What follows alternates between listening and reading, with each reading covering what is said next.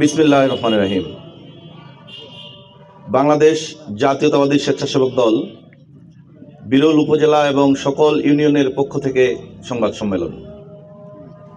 উপস্থিত সকল print media, electronic media সহ সকল মিডিয়ার সাংবাদিকবৃন্দ, ফটো সাংবাদিকবৃন্দ এবং সকল পর্যায়ের বিএনপির নেতৃবৃন্দ, স্বেচ্ছাসেবক দলের নেতৃবৃন্দ সহ সকল অঙ্গ ও সহযোগী সংগঠনের নেতৃবৃন্দ, সবার প্রতি সালাম, আসসালামু আলাইকুম এবং আদাব। সম্মানিত সাংবাদিকগণ, আপনারা জাতি তথা সমাজের দর্পণ।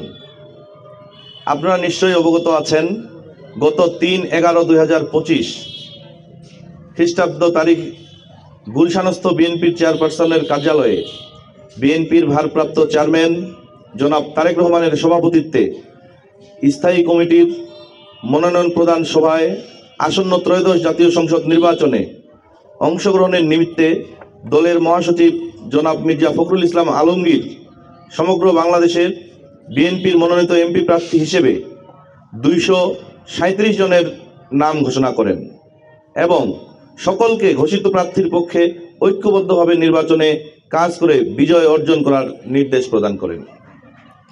তারই ধারাবাহিকতায় সংসদীয় আসন বাংলাদেশ 7, দিনাজপুর 2, বিরল বোচাগঞ্জ বিএনপির এমপি প্রার্থী হিসেবে জনাব আলহাজ সাদিক রিয়াজ চৌধুরী পিনাকের নাম ঘোষণা করেন। কিন্তু অত্যন্ত পরিতাপের বিষয়, কেন্দ্র ঘোষিত সিদ্ধান্তকে উপেক্ষা করে কিছু অসাধু চক্র বহিরাগত লোকজন দিয়ে বিএনপির ঘোষিত প্রার্থীর বিষয়ে নানা ধরনের অপপ্রচার চালাচ্ছেন। এসব কর্মকাণ্ডের অন্তরালে কারা আছেন তা অনেকটা দিবালোকের মতো স্পষ্ট। আমরা জাতীয়তাবাদী স্বেচ্ছাসেবক দল বিরল উপজেলা শাখা এহেন ষড়যন্ত্রের তীব্র নিন্দা এবং প্রতিবাদ জানাচ্ছি।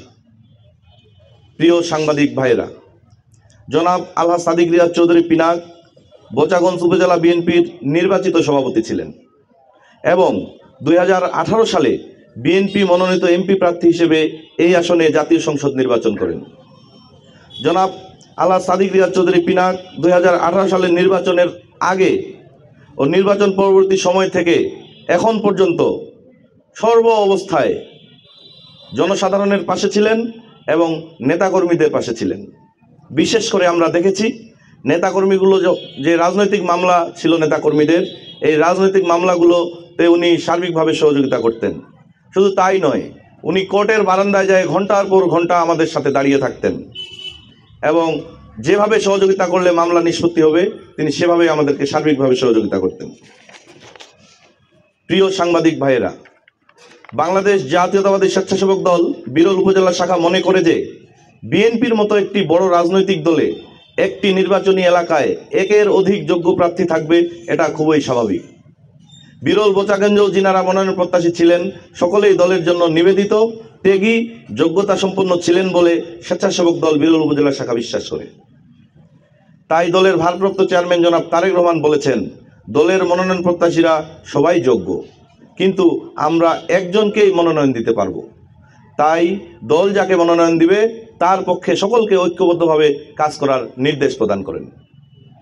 সম্মানিত সাংবাদিক ভাইরা, বাংলাদেশ জাতীয়তাবাদী স্বেচ্ছাসেবক দল বিরল উপজেলা শাখা বিশ্বাস করে দলের ভারপ্রাপ্ত চেয়ারম্যান জনাব তারেক রহমানের নির্দেশনা মেনে মনোনয়ন প্রত্যাশীগণ এবং সকল নেতাকর্মীবৃন্দ ঐক্যবদ্ধভাবে কাজ করবে এবং বিরল বোচাগঞ্জ দিনাজপুর 2 আসনে আলহাজ সাদিক রিয়াজ চৌধুরী পিনাক তথা ধানের শীষের বিজয় নিশ্চিত না হওয়া পর্যন্ত সকলেই ঐক্যবদ্ধভাবে মাঠে থাকবেন।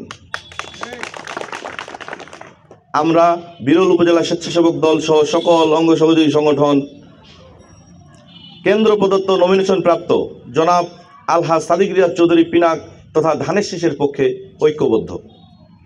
প্রিয় সাংবাদিক ভাইরা, এই বিষয়গুলি বাস্তবতার নিরিখে আপনাদের বিচার বিশ্লেষণে যেটা সঠিক মনে হবে, বাস্তব অবস্থায় আপনাদের লেখনীর মাধ্যমে অত্র নির্বাচনী এলাকার প্রকৃত চিত্র তুলে ধরবেন, এই প্রত্যাশা আমরা করছি সকলেই আপনাদের কাছে এবং আপনাদের সকলের সার্বিক সহযোগিতা একান্তভাবে কামনা করছি। সকলকে ধন্যবাদ। আসসালামু আলাইকুম, আদাব, শুভেচ্ছা।